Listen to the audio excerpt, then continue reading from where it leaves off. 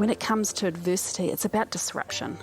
So it disrupts the ways in which we normally do things, the ways in which we normally think about things. All of that gets turned upside down. That's Jolie Wills. She's a cognitive scientist and disaster relief specialist, and she wants us to rethink how we deal with disasters. In 2011, Jolie lived through New Zealand's worst earthquake on record. We had 90%, so 9 out of 10 homes and apartments damaged or destroyed in our city. And then we had 15,000 aftershocks over the period of 5 years, which changes the way you live. It changes everything about how you live and operate and work. Disaster is the last place where most people would see opportunity. Disasters are awful, but Jolie thinks there may be a chance for renewal in the life-changing act of survival. The beauty of it is that pressure and adversity create these amazing conditions for growth. So as painful as it can be to discard these old ways that aren't working, there's this amazing potential for growth. On this episode, Jolie tells us about living through the Christchurch earthquake and how it inspired her to start a company called Hummingly that creates tools and training to help people and organizations perform under pressure. Jolie also shares the cognitive science of disaster response and why all sorts of adversity can be fertile ground for growth.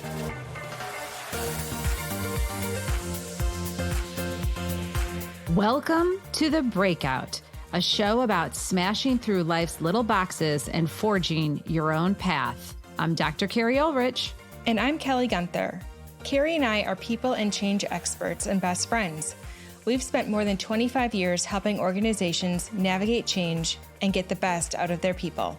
Come on, we know change is hard, but staying the same can even be harder. On The Breakout, we prove that you can escape expectations, and best of all, we show you how.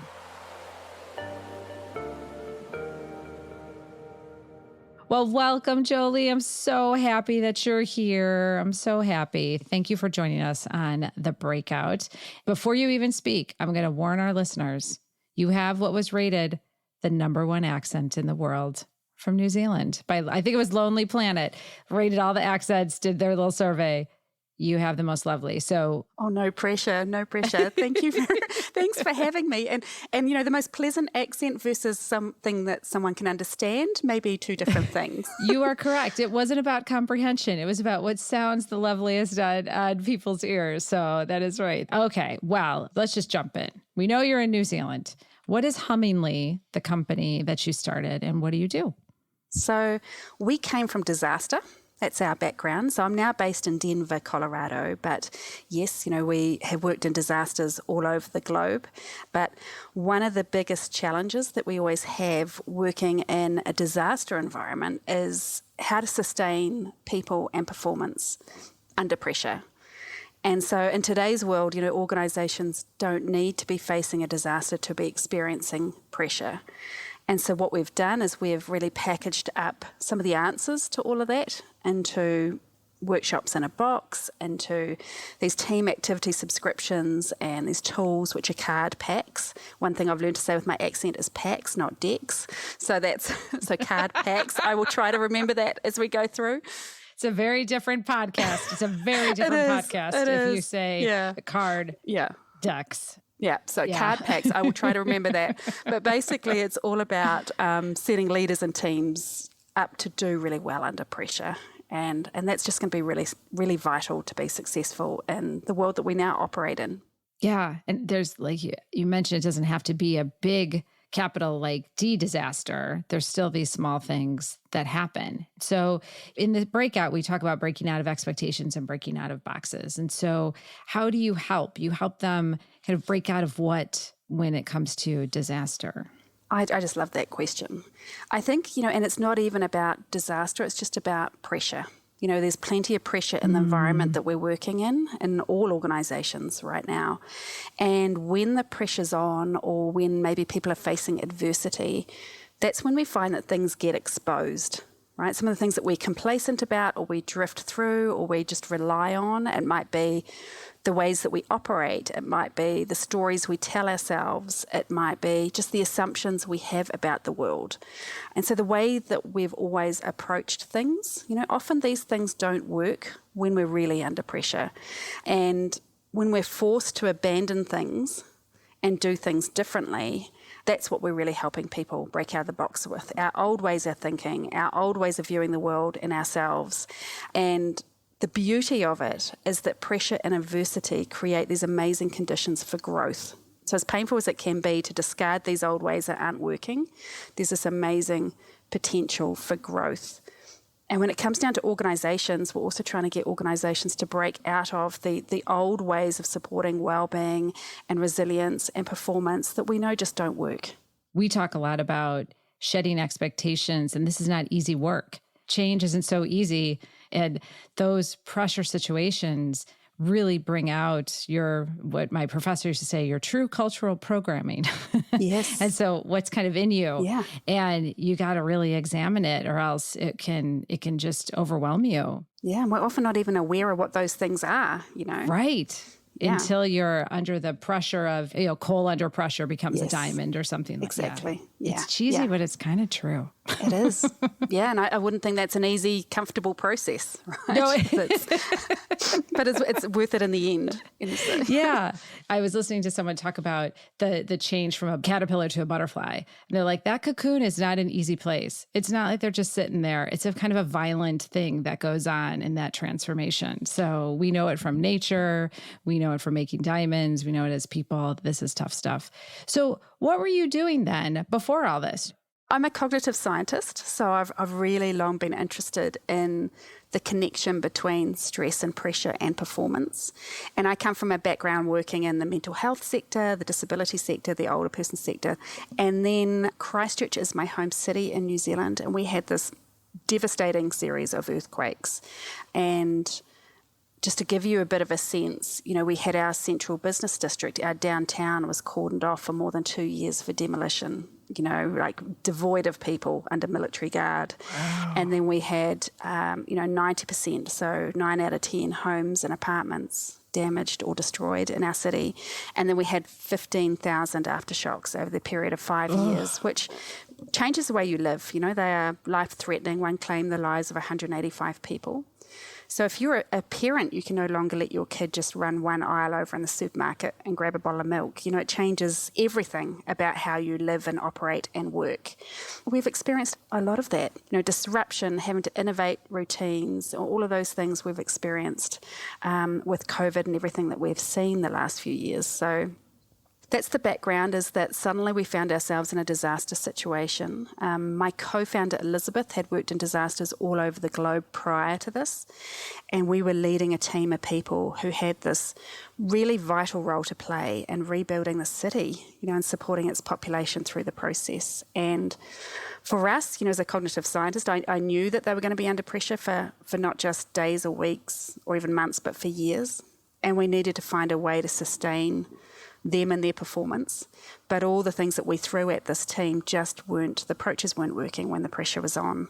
So we had to find a new way. And that led to some global research. It led to 10 years of designing, trying different things, really designing for supporting wellbeing and resilience and performance of people under pressure. It's where it all started. What wasn't working that you thought maybe would have worked in the past?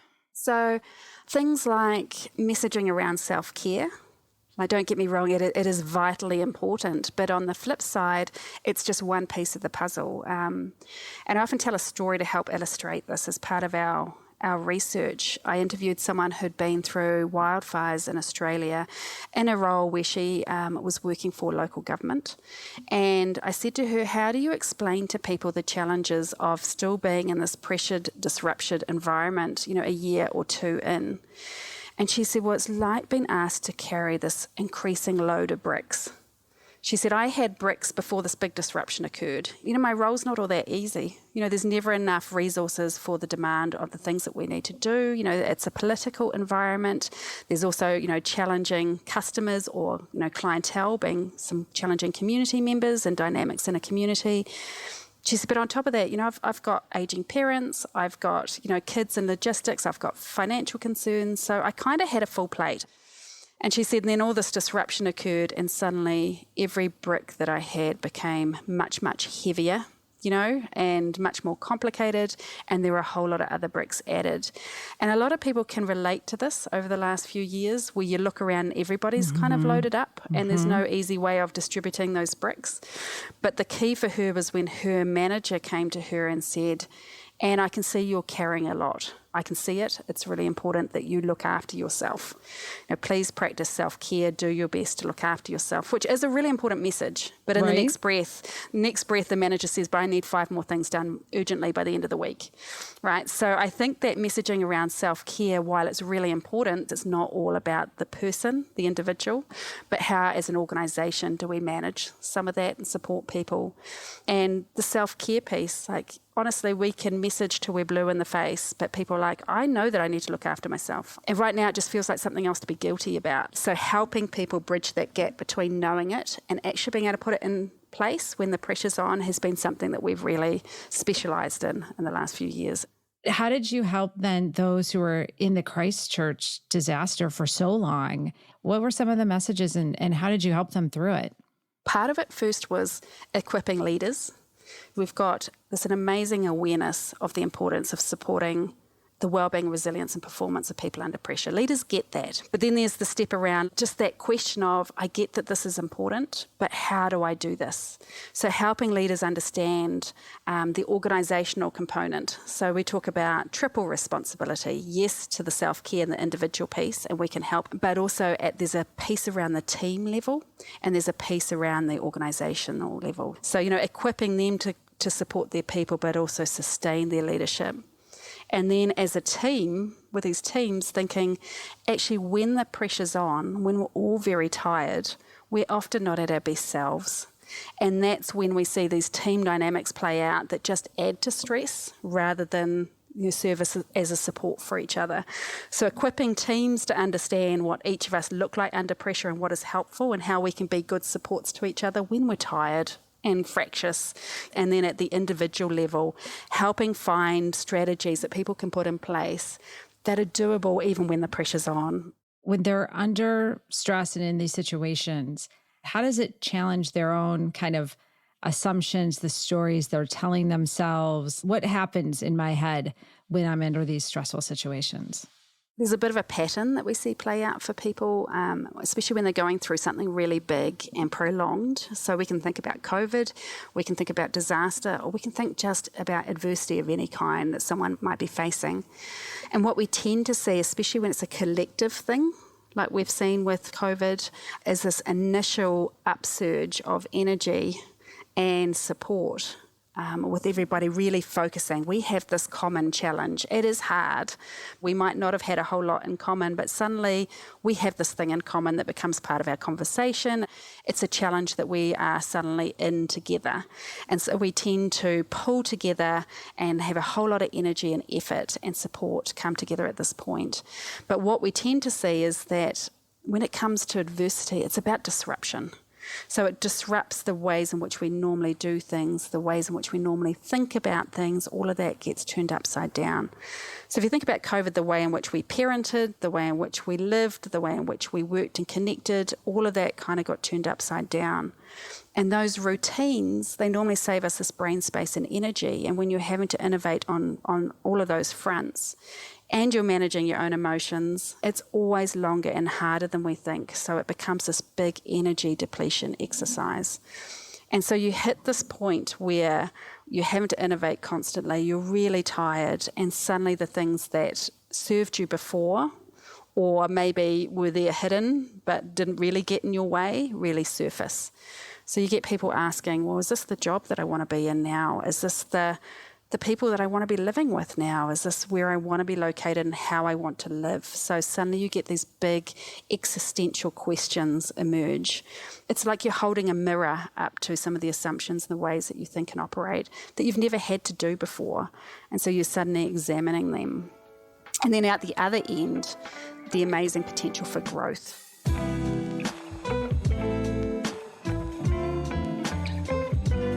it does force you to think about why I'm here and what are the things that I'm holding dear that I might not even know that I am. I'm thinking of how many divorces over COVID or something. I'm supposed to be married because that's what I do. And I need to have this job and this marriage. And then all of a sudden it all upends and you're forced to really think about it. And you're not forced when you're in a routine and you do the same thing every day. You don't have to think. It's a routine for a reason. Props to routine. Routine keeps you kind of in a holding pattern. And so when you are forced to innovate constantly and think differently and do differently, it does put you in a bit of a position of saying, if I can do this, what else could I do? What else is out there? And it leads to potentially a more satisfying life.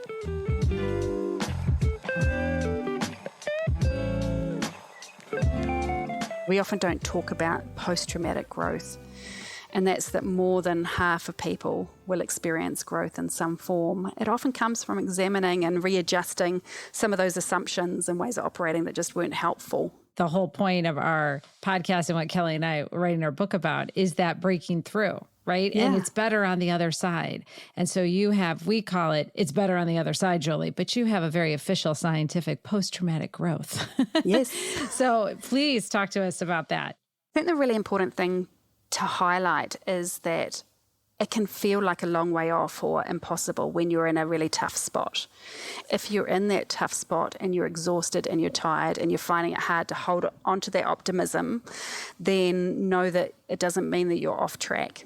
And it doesn't mean that good things aren't ahead. It's a painful part of the process. But at the other end, it's amazing how you can have more confidence in your strength and ability to survive and endure and handle adversity and things that come your way. So people, have this awareness of their strength and appreciation for it at the other end. The ways at which they viewed the world and thought that they fit in it get turned upside down. So spiritually, it may be a faith thing, or it may be just where we fit in the world and how we view ourselves in the world can really change and be strengthened. Another is around our social connections and our relationships. It's amazing what can happen in terms of some may cleave, but others, those social connections really get people through, and it's amazing what you discover and uncover on the way to growth. When you were doing all this, when did you think this is a business? Instead of this is just a one-off thing that we're helping people through one or two disasters. And then you went, no, this is like an entire business. Yeah, it started for us in the frustration of seeing the same challenges play out again and again in other places and other disasters initially. So that idea that, under prolonged pressure, we were burning people out, and that wasn't okay. And people were really struggling with that and seeing the impacts on both the people, but also organizational impacts on your mission, on the things that you're trying to achieve, on the people that you're trying to serve. And we would see that play out again and again. So for us, it initially started with, how do we package this up, all this hard-won learning, and make it available in other disasters? And that's where we started. And then it became, actually, this is really helpful. We were starting to get a pull and a call from others that were in sectors that were under strain or going through change. Jolie and her co-founder, Elizabeth, found that their work was crucial in helping the agricultural sector navigate change, as well as the healthcare sector as it dealt with the aftermath of COVID. And then it became universities, museums, manufacturing companies, just organisations everywhere saying, when it comes to leadership development, when it comes to performance and wellbeing under pressure, when it comes to team cohesion, these are all challenges that organisations everywhere are facing, given the kind of environments that we're working in now. Yeah. You say it very nicely, given the environments we're working in. I'm like, I would say the giant dumpster fire that is our climate change and all the other pressures. You have enough business, sadly, for I don't know how many careers, Jolie. Yeah, it'd be nice for it to be going the other way, wouldn't it? It would be nice of we've been solving all these and it's coming down instead of going up. You do this great cognitive science research. So what are some of the most amazing kind of tidbits that you've seen when you lead through disasters? Yeah, I think it's first of all that cumulative piece that we talked about. It's that, first of all, just knowing that actually as humans, this is not easy. We get a lot of people who say, look, I don't get stressed. And then their, the teammate would say, you just had a, quadruple bypass. Yeah. Or, so it's just actually recognizing, the fact that we are all human and the impacts of this, the impacts of cumulative load, the impact of prolonged pressure. I think there's something nice to know around actually when people are experiencing this. It is normal. It's a very human experience. It's not a reflection of people's capability, their professionalism, their intelligence, any of those things, their toughness. It's actually a very human reality. We all have our limit as to how many bricks we can carry for how long. And then the second piece being the potential to have growth on the other side. It's amazing to see, the human spirit, what it is we can endure, what it is that we can learn and come out the other side with.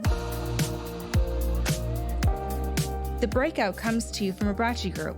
We offer coaching and consulting to help you dig into change. Here's what we know. Only about 10% of us are really self-aware, but 90% of us think we are. Without self-awareness, improvement is tough, because if you don't know what box you're in, you can't break out of it. That's where we come in. We've got a soft spot for people itching to forge a fresh path, the high flyers who need to be nudged out of career ruts, teams who are looking to become more aligned, and yes, even those bold souls who've occasionally worn the jerk badge. Connect with us at abrachigroup.com. You were attracted to crisis work early on. And so what is it specifically about crisis work that was so compelling for you? For me, I'm a nerd, first and foremost. So I'm really, as I said, interested in the connection, stress and performance. And for, many years after the earthquakes, I was my own social experiment. So it is an intriguing space to be in. As I said, again, just seeing the human spirit conquer some pretty amazing adversity, but also seeing these common patterns play out that there wasn't a lot of research about or support for. So I found, I'm very curious and I found it a very interesting space. And I think for both Elizabeth and I, we were raised, Elizabeth was raised by a family of nurses, through the generations. My father is a special needs teacher, and in our family it was always around thinking about our social responsibility. And so I always knew that I would work in the caring profession of some sort and type. And then combined with that, I guess the scientific nerdy side of me, it was always going to be about people. So, yeah. So for me, it's just the most amazing sort of nexus of all those things. What a lovely combination. And speaking of tools, you have something called Card for Calamity. So if you could talk a little bit about what that is and what are the results you've seen, it sounds fascinating. Yeah, the Cards for Calamity are very disaster specific. So again, thinking about the cognitive science of how much information we can process and absorb when we're tired and under pressure, it's not a lot. So Elizabeth and I started writing a book. We wrote a book with all the things that we had learned through our research and our decades of working to support people through disasters, and all the things that people find really useful to know and understand. And then I looked at her and said, I can't believe it's taken me so long for the penny to drop. As a cognitive scientist, no one has time or brain space to read a book.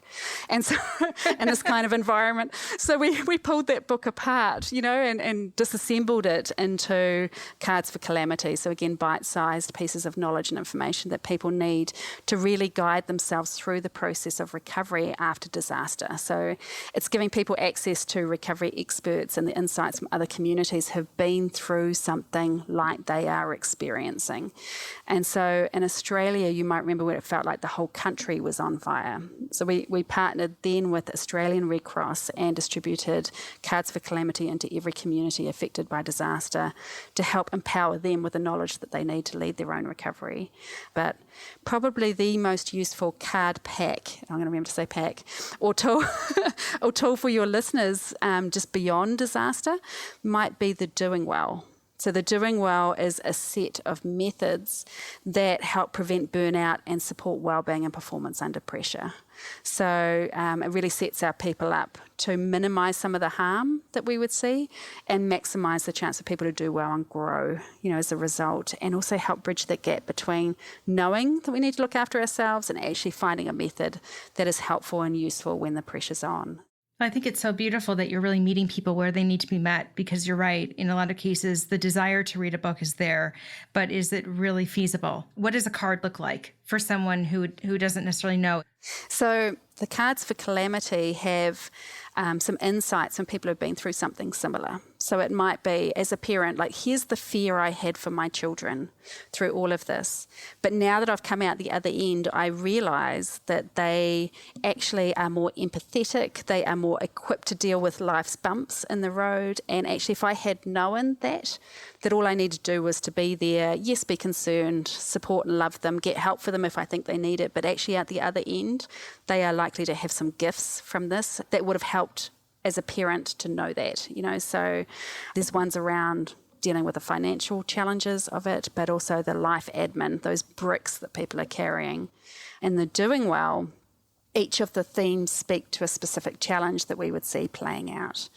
So one is around, we know from all the research and experience that the greatest resource that we have available to us to get through adversity and come out the other side in a good place is our social network. And yet what we tended to see with our team and even ourselves was when the pressure had been going on for a really long time and you're really fatigued, that you don't have time. Like, if you see my to-do list, I can no longer, catch up with my friends on a Friday night, nor do I have the energy. And the people around you, when they can see you heading for a crash, you are not listening. So the very thing that we most need when we're under pressure, we tend to lean away from. So those connect cards are a really fun way to set yourself up with a crew, a couple of people that you really know and trust, have your back under pressure, and you pick a couple of the cards that you think are really useful to you when the pressure's on. And I might say, Kerry and Kelly, you've known me for a really long time. I know you have my back. Please take a card each, and your job is to give this back to me when you see that I need it, and my job is to put it in place, even though I may not want to at that moment. So that's the connect cards. And then there's one around decision making. Again, the cognitive science about not being able to have our prefrontal cortex online when we're really under pressure, when we're making really critical decisions, means that we have the potential to create more stress in our lives making a bum decision. So the decision making cards have a set of questions that people can test decisions against and feel a little bit more confident. So each set in the cards are really designed to address some of these challenges. It's a really nice way to help people get intentional, because we've learned that hope's not a method with all of this. We intend to look after ourselves, but often it doesn't happen. And, when we put on hold our health basics, or when we put on hold the things we do to nurture our relationships, or we put on hold the things that give us joy and energy in our lives. And we often put those things on hold for a little while to redivert that energy to a challenge. But when you do it for a long time, that's when all of those really difficult and very sobering impacts that we saw from our research around burnout, physical health, parenting, relationship breakdown became really prevalent. The fun thing about the cards that is different from a book is the interaction that people can have with them.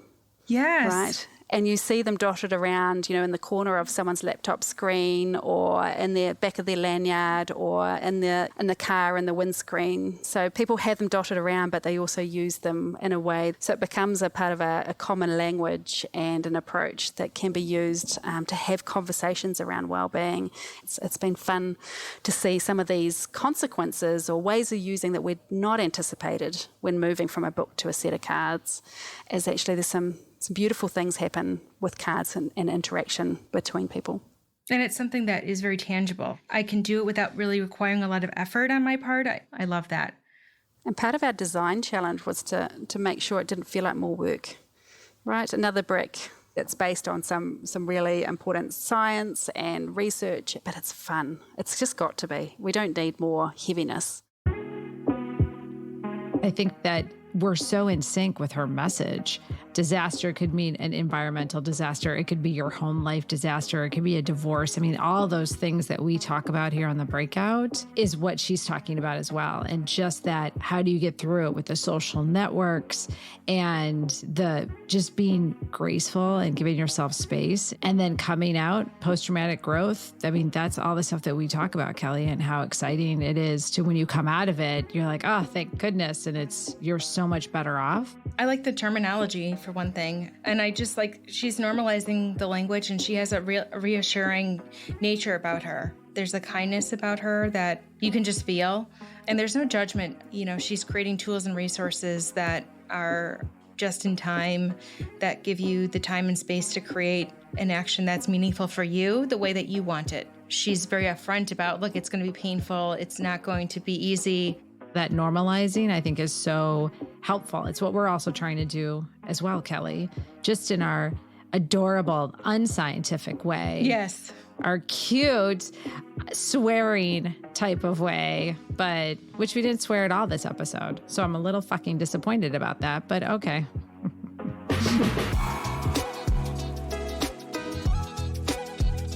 So based on all of your learnings in the most intensive times, what would your most brief words of wisdom be to someone who is in the middle of a crisis? I mean, first of all, that social connection we talked about, don't go it alone. And I think give yourself like the time and the space and the grace to really consider the assumptions that you've been holding about your ways of working that just aren't working anymore, and to consider what might be emerging. You know, and as hard as painful as sometimes that might be, but give yourself the time and be open to the fact that some things may come from this that might be helpful to you in the future. How incredibly beautiful and insightful in taking something that can truly be, you know, disaster, obviously, in the biggest sense of the word, and offering hope and optimism. For us, it's around having access to the things that we really wished we'd had, that we really needed, and we know that others need it, and feeling that moral obligation to pay forward and make available some of those hard-won learnings from people who've been through some pretty tough stuff. Well, thank you for all the work you're continuing to do. Thank you for everything you do. That was our conversation with Jolie Wills, cognitive scientist and co-founder of Hummingly. And this is The Breakout from Abrachi Group. At Abrachi Group, we specialize in coaching and consulting for brave new directions. Connect with us at abrachigroup.com. And don't forget to subscribe to The Breakout so you never miss a new episode. And make sure you're following us on Instagram at The Breakout Pod. I'm Kelly Gunther. And I'm Dr. Carrie Ulrich. See you next time.